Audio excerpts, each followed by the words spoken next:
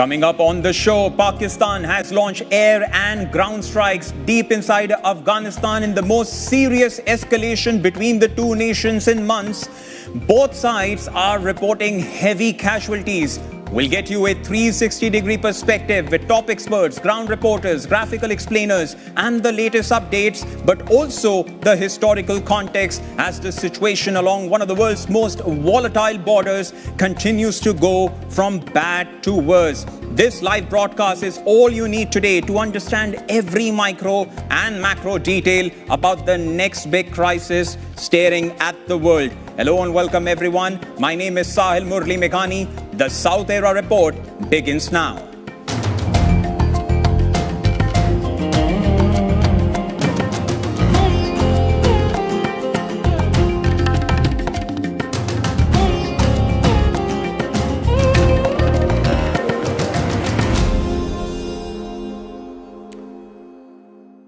Let's go straight to our top focus. Pakistan's defense minister has declared war on Afghanistan. Its Operation Ghazab Lil Haq has hit strategic areas inside the country, including the capital, Kabul.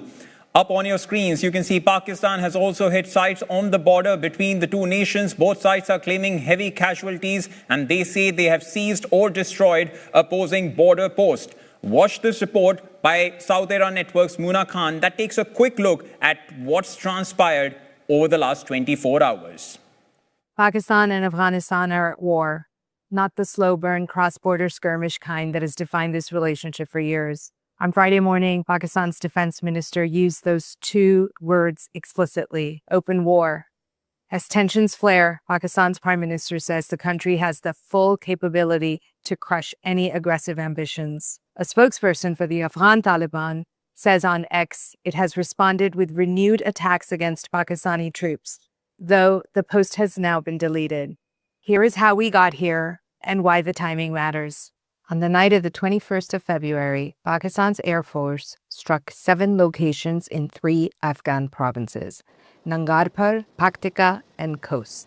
Islamabad said the targets were militant camps belonging to the Tehrik-e-Taliban Pakistan and ISIS Khorasan. The strikes, it said, were retaliation for recent terror attacks in Islamabad, Bajaur, and Bannu that had killed dozens of Pakistanis. Kabul said something different. It said Pakistan hit a madrasa and civilian homes. The UN mission in Afghanistan confirmed at least 13 civilians killed, including women and children. The Afghan Taliban vowed retaliation, and on Thursday they launched what they called large-scale offensive operations against Pakistani military positions along the Durand Line. By Friday morning, Pakistan had bombed Kabul. Media claims this is the first time in living memory that a neighboring state had struck the Afghan capital from the air.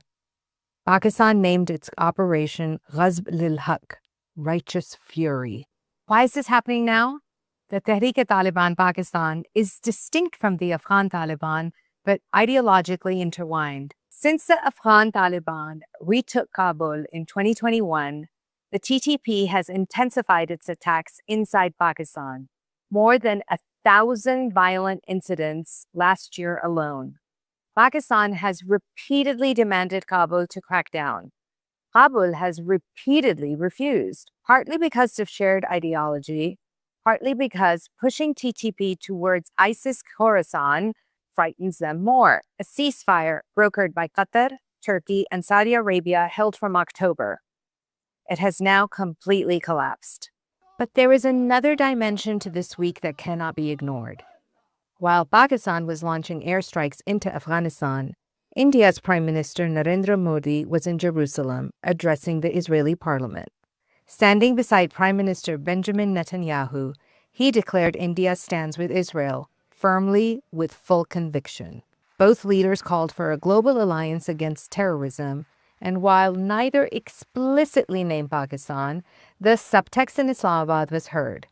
Pakistan's Senate unanimously condemned what it called Netanyahu's nefarious proposal for a new regional bloc. Then came the deepfakes. AI-generated videos began circulating on Pakistani social media, purporting to show Netanyahu announcing an aid package for Afghanistan at the request of Honorable Prime Minister Modi. The videos were fake. Fact-checkers confirmed this within hours. but they had already done the damage. Here's what's clear. The region has no shortage of real crises. Pakistan and Afghanistan have fought this war in slow motion for years. This week, it accelerated. At the same time, diplomatic realignments are redrawing old alliances, and AI is ensuring that by the time facts are verified, narratives are already fixed.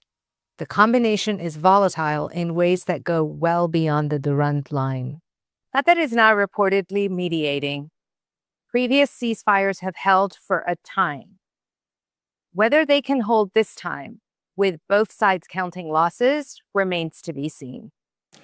Drones flying, bombs exploding, guns blazing. South Asia today is hot, and we are treating this story with the kind of seriousness it deserves. We have experts lined up on the show, each having expertise regarding a different tangent to this multi-layered and fast-developing story. First, let's cross live to Jishan Salahuddin. He's the director for the Center and for Regional and Global Connectivity in Islamabad. My first question to you is, how could an escalating Pakistan-Afghanistan conflict reshape the entire South Asian region?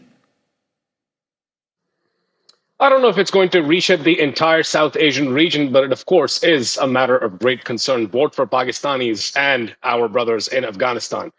Pakistan is not a country that would want this situation to continue to escalate in the manner that it has, but the fact that the Afghan Taliban chose to attack Pakistani checkposts, thereby declaring their complete and overt acceptance of the Tehreek-e-Taliban Pakistani terror group that they shelter, that they protect, that they hide within their sovereign territory is indication of the fact that Pakistan now needs to gear up and take them to task. I'll tell you, though, what Pakistan would really like to focus on. Pakistan, in the last several years, has had some of the lowest inflation numbers. Pakistan has had a current account surplus for the first time in 14 years. All of our macro fiscal indicators are up. Pakistan would like to focus on creating economic opportunity for its citizens and the citizens of this broader region, instead of being distracted by a rogue state that would much rather side with a terrorist organization than it would listen to reason. That brings me to my second question. What is exactly happening at the disputed borderline? First of all, I have to correct you there. I don't believe that it's a disputed borderline. The Durand line is a recognized international border. It's kind of like saying if, Mexicans tomorrow got up and said there's Latinos on both sides of the border and therefore we don't recognize the US-Mexico border. That would not mean that the border is now in dispute. It's a ridiculous statement. The Durand line, so-called, is a recognized international territory, and Pakistan, like any other sovereign nation on earth, would defend it. As to what is happening at the moment, there was a misadventure, as you may well know. It happened 3 nights ago and also last night, where the Afghan Taliban decided that perhaps the best way to challenge a nuclear-armed nation that was able to defeat an enemy 10 times its size just May of last year by downing 7 of its jets would be to fire a few bullets and a few rockets at a few of its checkposts. It's a ridiculous miscalibration and miscalculation on their part.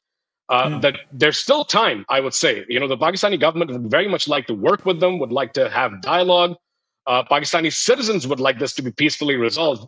But at the end of the day, if you have a rogue state actor that would much rather align with who they think they're ideologically aligned with, that being the Tehreek-e-Taliban Pakistan, a terrorist group that conducts hundreds of terror attacks in Pakistan and murders thousands of civilians and law enforcement agents, what exactly is Pakistan supposed to do as a sovereign state, having tried quite literally every other conceivable thing that we could, from diplomatic measures to punitive? And which defense pacts could get activated if both Pakistan and Afghanistan do officially go to war? Well, first of all, I would say I would very much hope that that is not something that this conflict comes to. I hope that it de-escalates, that sense prevails, especially on the Afghan side, and they realize and recognize that harboring a terrorist a terrorist group is not the way forward. But then again, I would have to say, what would you particularly expect from a regime that within this month has passed a new law that makes it legal for husbands to beat their wives as they see fit? The same wives that are now hostage at home because they can't work, can't go to school, can't go to college, can't go outside without a male presence. As far as the defense pacts are concerned, Pakistan, as you know, has very close working relationships with a range of international actors, including China, including Saudi, including Turkey, and many of our friends across the globe would come to Pakistan's aid if absolutely necessary, because who is right and who is wrong in this conflict is clear as day. That's one way of looking at it. But thank you so much for helping us understand what's really happening and what's the historical context. Let's now open it up to other guests also joining us. As I said, we'll be having different guests joining us on the show. First up, let's go across live to Mosharraf Zaidi. He is the Pakistan Prime Minister spokesperson for foreign media, joining us live on South Era Network. My first question to you, Mr. Zaidi, is how does Islamabad justify declaring what it now calls an open war?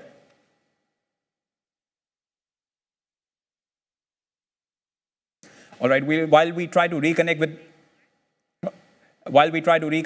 Mr. Zaidi, let me go across to another guest joining us live on this show. Mark Kindra is joining us live from Mumbai, India, to give us the Indian perspective. He is, of course, a geopolitics analyst.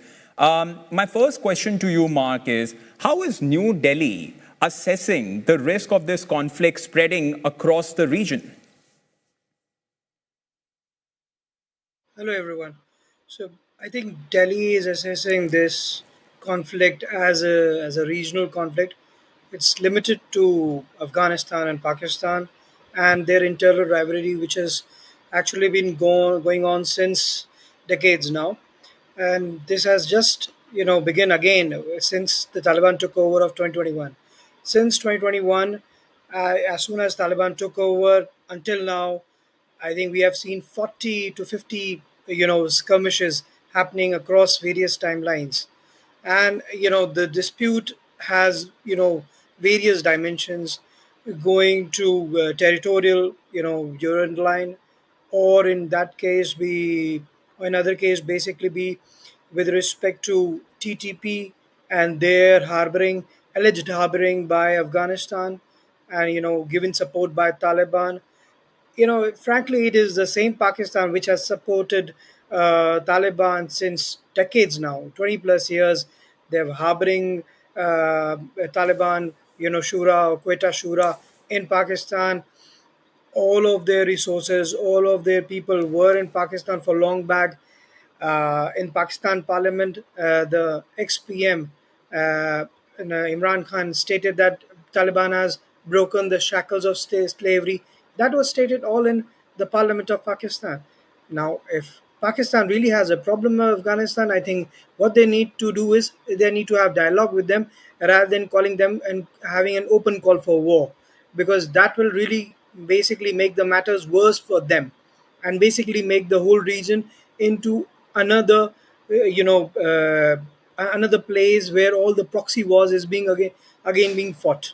I do not know what Pakistan will have the measures. Basically, now Pakistan might go to ISIS and take their help to defeat Taliban. I think that is the strategy they're going to apply. So this whole region can really go into much more chaos if Pakistan really is adamant to have this war, because Taliban, I think they have fought for decades now. They know how to fight, and they can fight, I think, for another more years. I think Pakistan is actually making the same kind of allegations which they did towards the previous Afghan regime or governments. Now they are doing the same towards Taliban.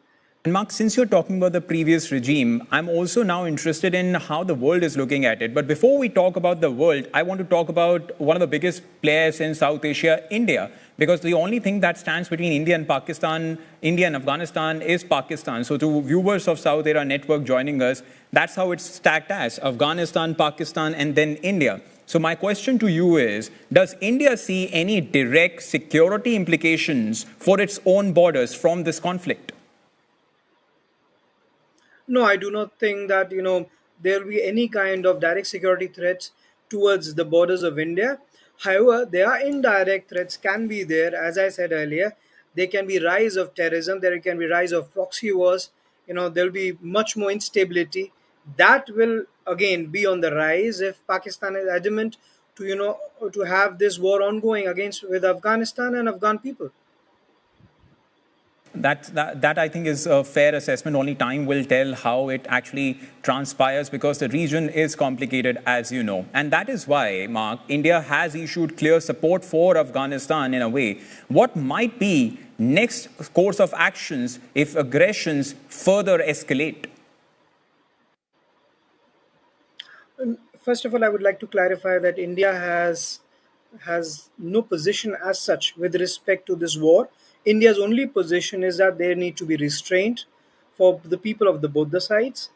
Yes, India does support development of Afghanistan and Afghan people, and that is the only is India position. No, today With India's respect to Mark, just to add to what the point that you were making, India's foreign minister today has condemned Pakistan's airstrikes, pointing to the fact that they took place during Ramadan. So in that context, the fact that how relations between India and Afghanistan have warmed up lately, in that context, my question was in that context, with ties between India and Afghanistan now warming up, how does that play out in the ongoing escalation? But I think it's but natural for any country who is saying that you do not attack another country, and especially during the time of festivities. I think that's a very common sense kind of a thing, which Pakistan, as a Muslim nation, as an Islamic nation, should have thought about it, but they didn't, and they actually, are basically, going the ropes of ISIS, who really enjoys to attack, or target, especially during the holy month of Ramadan. So I think they are there following the same troop, and we, as well wishers of Afghan people, we want that they should be restrained towards it, and that is the whole meaning of it. Obviously, we support our Afghan brethren, that is there, but that doesn't mean that we are supporting a war, and a mad war which Pakistan really wants towards the Afghanistan. Stay on with us, because it's not only viewers of South Asia Network who are watching you speak. I also have another guest, Jishan Salahuddin. He's the director for the Center for Regional and Global Connectivity. He's also live with us from Islamabad. He wants to have a rebuttal to what you just said. Jishan, please go ahead. I think you had a point to add. Yes, thank you for taking me back. I apologize for interrupting. Good, interesting dialogue so far. There's a couple of things that I wanted to address that were brought up. The first was this whole idea of Muslims should not be attacking Muslims on Ramadan. I find it very interesting that when Pakistan is attacked by the TTP, when mosques are blown up, when police checkposts and military checkposts and personnel are killed en masse, irrespective of what month it is, including the month of Ramadan, this year, last year, and 15 years prior, the same statement doesn't really come out of any kind of Indian commentator. So that's the first element. The second part of this is I find it fascinating that the comment was that a country should not be attacking another country during festivities, considering that India, completely unprovoked, attacked Pakistan last year, right around the time of Big Eid. And the third and final point that I would say, because I found it fascinating that your guest spoke about pursuing dialogue as the path forward. I would like to have your viewers know that Pakistan has pursued dialogue for 4.5 years. We have sent an incredible number of diplomats, bureaucrats, politicians, religious leaders, ethnic leaders, tribal leaders over to Afghanistan to speak with all levels of authority, all levels of government, the different factions that exist within the Afghan Taliban. And our ask has been very simple.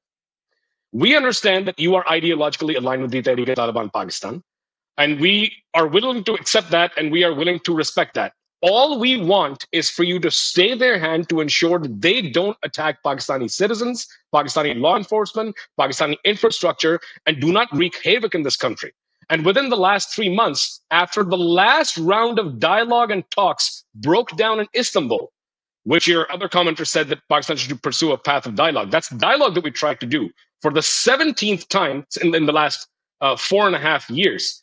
Right after it broke down, there was a bombing conducted by the TTP and claimed by the TTP in the Federal Capital Territory. Understood. Jishan, there's a limit. Let me just finish. There's an upper limit to how much dialogue you can conduct. Past a certain point, you have to take action. Jishan, I'll have to come in between. Let's now, we heard you, Jishan. Thank you so much for that rebuttal. But let me also now go back to Mark and give him one final word in response to what you said. Mark, over to you. I'm really short on time, so 60 seconds for you to respond to what Jishan said.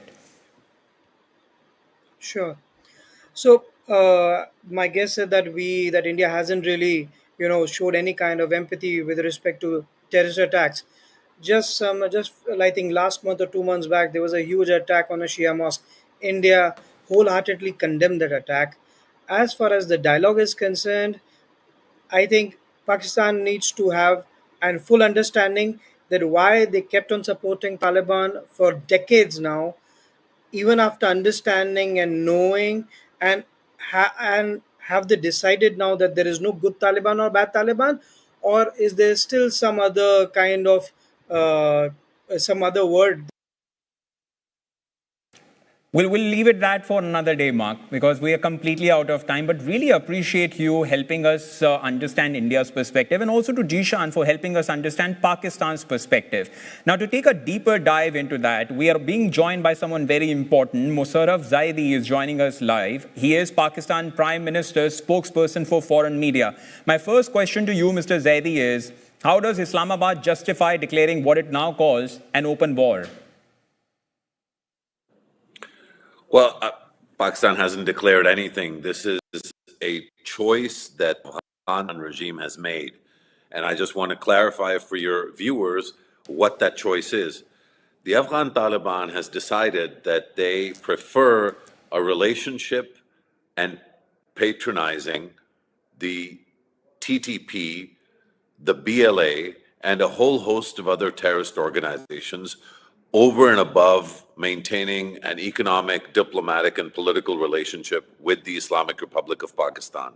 So this is really not about, the decision Pakistan has made, because Pakistan hasn't made any decision. Pakistan has consistently requested, pleaded with,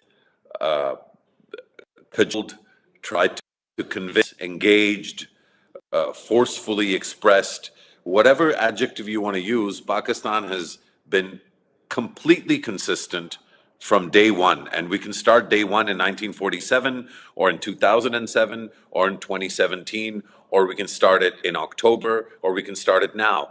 And it's the same message. No terrorism from Afghanistan into Pakistan.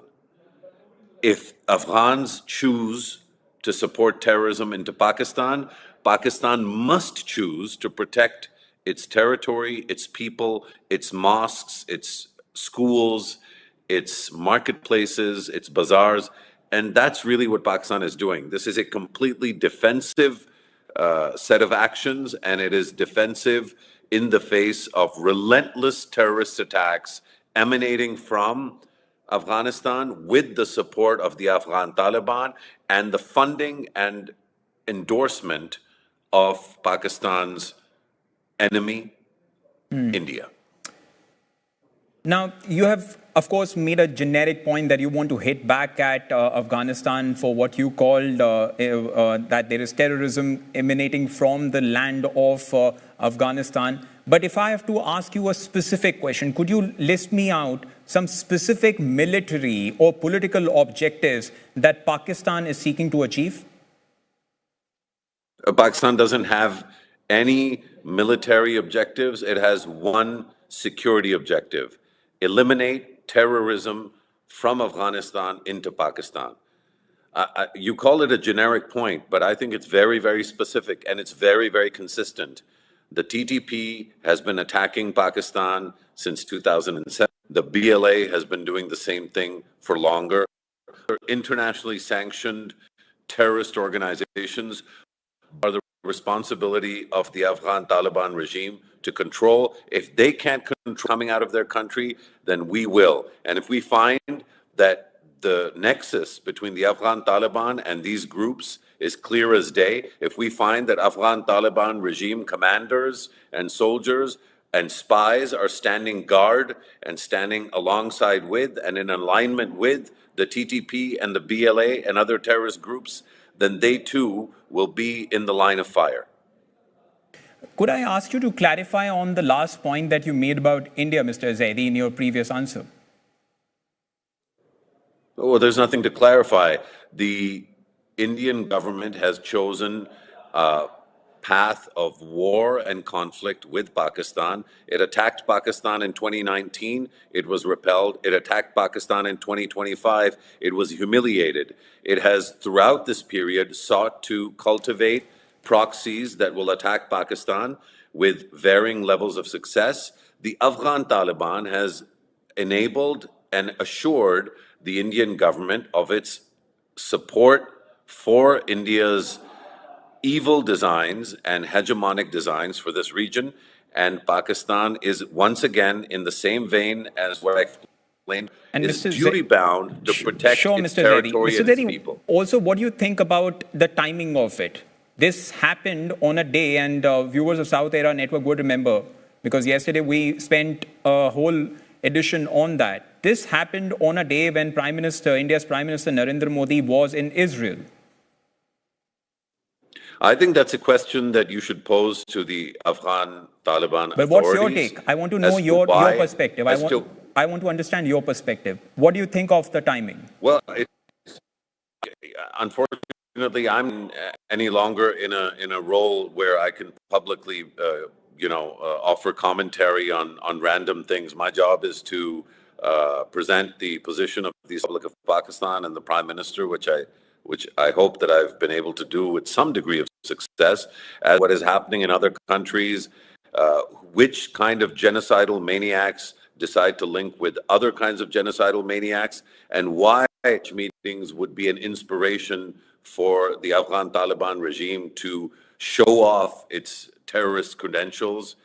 That's a set of questions that are better suited for representatives and spokespersons from other countries, from those countries that have made those choices. Appreciate, Mr. Zaidi, for sparing time, for you to spare time and join us and help us understand what the Pakistani perspective is. It can't get more clear than this. Mr. Zaidi, of course, is Pakistan Prime Minister's spokesperson for foreign media. So this is as close, viewers of South Era Network, this is as close as possible that any media house can take you to know exactly what Pakistan is thinking. That's the kind of edge you get when you subscribe to South Era Network. Now, let's tell our viewers what the world leaders are saying around the world on the ongoing escalation between Afghanistan and Pakistan. First off, of course, India's foreign minister has condemned Pakistan's airstrikes, pointing to the fact that they took place during Ramadan. Meanwhile, Iran, which neighbors both the countries and is also facing its own potential threat of war from the US, has called for dialogue between the two. Russia, too, has responded and offered to mediate talks if both sides agree to those discussions. And finally, one of Pakistan's closest allies, China, has expressed deep concern about the escalation and also extended its support in a constructive way to de-escalate tensions. In fact, listen into what the Chinese Foreign Ministry spokesperson had to say on the ongoing escalation between Afghanistan and Pakistan. China has been mediating the conflict between Pakistan and Afghanistan through its own channels and is willing to continue to play a constructive role in easing tensions and improving relations between the two countries. The Chinese Ministry of Foreign Affairs and the Chinese embassies in Pakistan and Afghanistan are working with relevant parties in both countries on this matter, and China has requested that both countries ensure the safety of Chinese personnel, projects and institutions in Pakistan and Afghanistan. The relationship between Pakistan and Afghanistan has long been one of the most complex in the region. Now, it may have reached a point of no return. Islamabad has launched cross-border strikes on Afghan territory. A ceasefire has already failed, and both governments are trading acquisitions. South Era Network's reporter Shabnam Nasimi has more on what brought these two countries to this very moment. Pakistan's defense minister has said that his country has run out of patience and now considers itself in an open war with neighboring Afghanistan. Two Muslim-majority countries, a shared border stretching over 2,600 kilometers, and a relationship that has gone from close allies to open enemies. So how did we get here? Well, to understand this, we need to go back to the mid-1990s and the birth of the Taliban. Afghanistan had just come out of a brutal civil war following the Soviet withdrawal. The country was in chaos, warlords fighting warlords, no functioning government.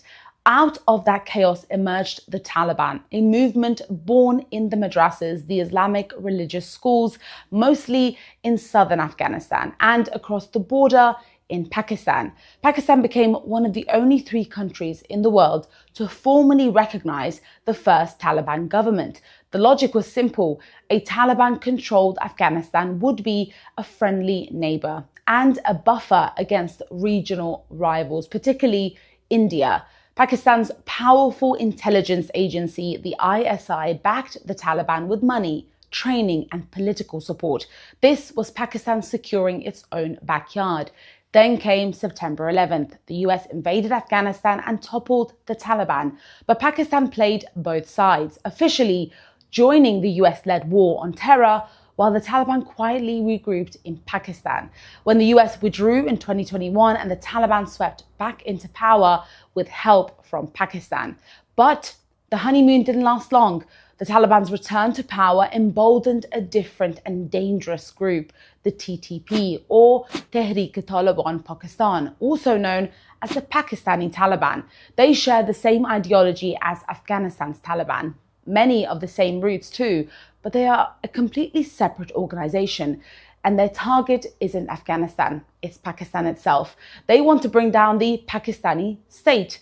Islamabad accuses the Afghan Taliban of sheltering the TTP and allowing them to use Afghanistan's soil to launch attacks inside Pakistan. The Taliban denies this, but the attacks keep coming. Suicide bombings, targeted killings, assaults on security forces, rising sharply since 2023. Since October 2025, both countries have exchanged fire across the border. Then Pakistan escalated, launching airstrikes on Afghanistan.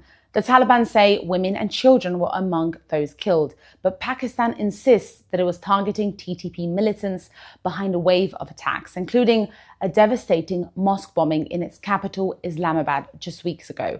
A ceasefire brokered by Qatar and Turkey in October 2025 collapsed within days. So where does this leave us? Well, Pakistan helped create the conditions for the Taliban to thrive. It backed them, sheltered them, and recognized their government twice.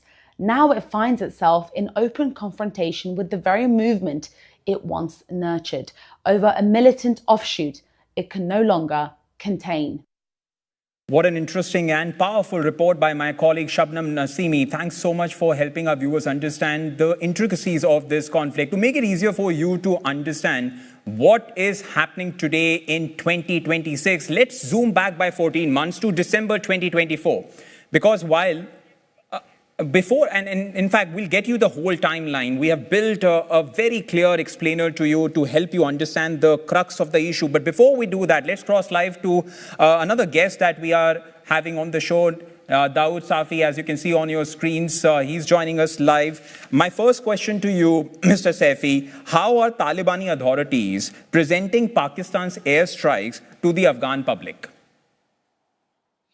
Thank you. Thank you for having me in your program today. Well, the framing is quite obvious.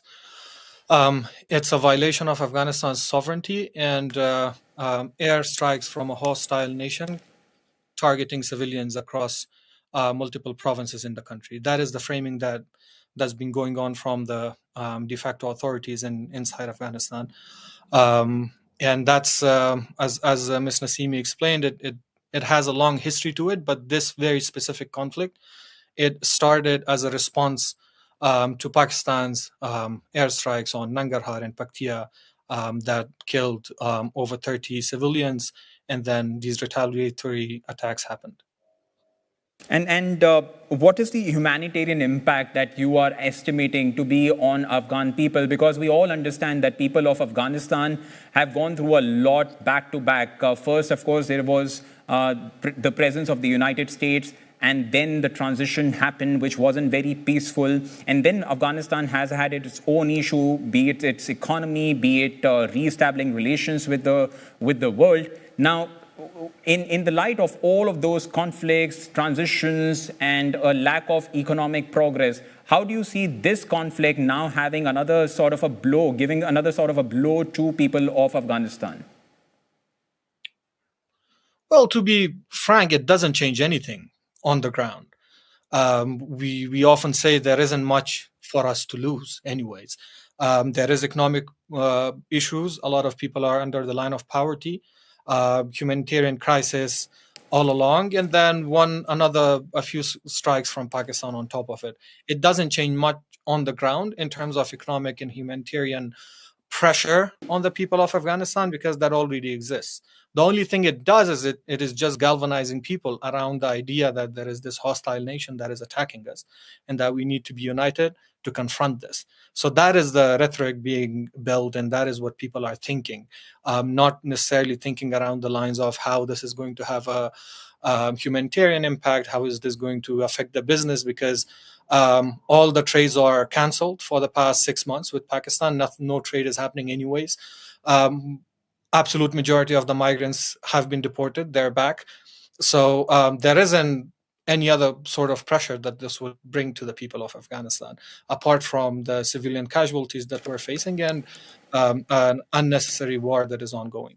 It is tough. It is tough. In that light, what options does it leave for Afghanistan to explore? What are some of the options that are available for Afghanistan? And as far as regional support is concerned, what sort of a regional support are you expecting from big players, particularly India? Well, what it means for Afghanistan is that we might not be able to match Pakistan in terms of a face-to-face combat in countering the airstrike, but Afghanistan has had this history of wars that's been happening in Afghanistan, and they have a lot of allies within Pakistan that could impact the Pakistani government and state, and that they could use those proxies against the state. So that is one. And then in terms of big players, I think the spokesperson for the de facto authorities very clearly mentioned that they're open to dialogues. Previous dialogues have been mediated by Qatar and Turkey, and maybe those are not happening at the moment, but Iran has asked to mediate, or Russia has asked to mediate another round of negotiations, and hopefully this will bear some fruit. Appreciate you joining us on such short notice, and thank you so much for helping us understand the perspective coming in from Afghanistan. So viewers of South Era Network, you have heard all the sides: Afghanistan, Pakistan, India, and that too from people who understand the region well. And of course, we had Mr. Zaidi joining us, who is Pakistan Prime Minister's foreign spokesperson for foreign media. So that's as close as possible as you're going to get to the horse's mouth. Now, we are talking about this in February 2026. Let's zoom back by 14 months to December 2024, because while over the past few years, Pakistan and Afghanistan's relationship has gone from bad to worse, but things really began escalating in December 2024. In December 2024, when Pakistan bombed Afghan territory, Pakistan says their targets were members of the Pakistani Taliban who were being given safe haven in Afghanistan. Reports indicate that 46 people died, most of them civilians. And then came October 2025. By October 2025, Pakistan was striking the Afghan capital itself. Operation Khyber Storm it was called. Afghanistan didn't just condemn it, they hit back, attacking Pakistani border posts and capturing 3 soldiers. Then came October 19. That very month, some significant development happened that month. For a moment, it did look like diplomacy might work. Qatar, Turkey, and Saudi Arabia brokered a ceasefire in Doha on October 19th. Both sides signed up, but within weeks, it was over. And then finally, it came February 6th this year. A suicide bomber hit a mosque in Islamabad during Ramadan. 31 worshippers were killed. Pakistan accused Afghanistan of the attack, and the airstrikes resumed. And here we are on February 24th. Saudi Arabia managed one last diplomatic act, securing the release of those 3 captured Pakistani soldiers. It was the final attempt to pull things back. It didn't work. It just didn't work. 2 days later, Afghanistan launched what it called large-scale offensive operations. Pakistan responded by bombing Kabul, Kandahar, and Paktia. And for more on this, now that we have told you what really happened since December 2024 till today, now that we have had that perspective, let's now bring in Richard Burnett. He's the Special Rapporteur on Afghanistan. Mr. Burnett, my first question to you is, you posted this morning calling for immediate de-escalation. Since then, the Taliban has launched retaliatory strikes on Islamabad, now Shera and Abbottabad. Are you now looking at the beginning of a full-scale war between the two nuclear-armed neighbors? My post, as you know, and I posted a few days ago when there were civilian casualties, was focused on the civilian casualties. I'm the Special Rapporteur on Human Rights for Afghanistan. My responsibility is to ensure that international human rights and humanitarian law is respected, and that to ensure the reduction of civilian casualties. It's not my role to speculate on the how the international dynamics and what may or may not happen in the future. Of course, I call for restraint and calm. Others have done the same, not only me. To get back, I think, to talk and to hopefully a mediated agreement, as there has been in the past, and to reduce the amount of what I would say is belligerent rhetoric from both sides that has then overflowed into violence in the last days. Mr. Burnett, Pakistan is saying that it is targeting Tehreek-e-Taliban, Pakistan terrorist hideouts inside Afghanistan. UNMA confirms at least 13 civilians killed this week alone, women, children, and a madrasa struck in Paktia. Now, under international humanitarian law, are Pakistan's strikes legal? And what accountability mechanism exists when a state bombs a country governed by a non-state actor that the world does not recognize? Well, you know, there are responsibilities, as I've said, and you said, under international humanitarian law, actually under human rights law, to protect civilians. That is my focus. UNAMA does monitor, has reported, and we've also seen even today further reports of civilian casualties, although the claims are different on each side. We do not know how many, but both civilian and military casualties, in fact, but my concern is about civilian. I guess the numbers will emerge, but at the same time, this is certainly a great concern that international law is not being respected, and I would call for full respect in future. And your mandate, specifically talking about the kind of work that you have been doing, your mandate really covers human rights in Afghanistan, and this war is landing on top of an existing catastrophe. 70 civilians were already killed in cross-border violence in the last 3 months of 2025. Torkaham is now closed. 3 million Afghan refugees were expelled from Pakistan last year. So what happens to the Afghan civilian population if this escalation holds? The Afghan civilian population, as you know, has suffered from conflict for more than 4 decades. They are, I think, very exhausted by war. They deserve a peace. They deserve some kind of security. So this is, they are already desperate. I've been commenting quite critically about the governance of the de facto authorities, the Taliban, in human rights terms, including their treatment of women and girls, but also other human rights concerns. In addition to that, the humanitarian situation, as you know, is very serious. The country has suffered numerous shocks over the last 4 or 5 years.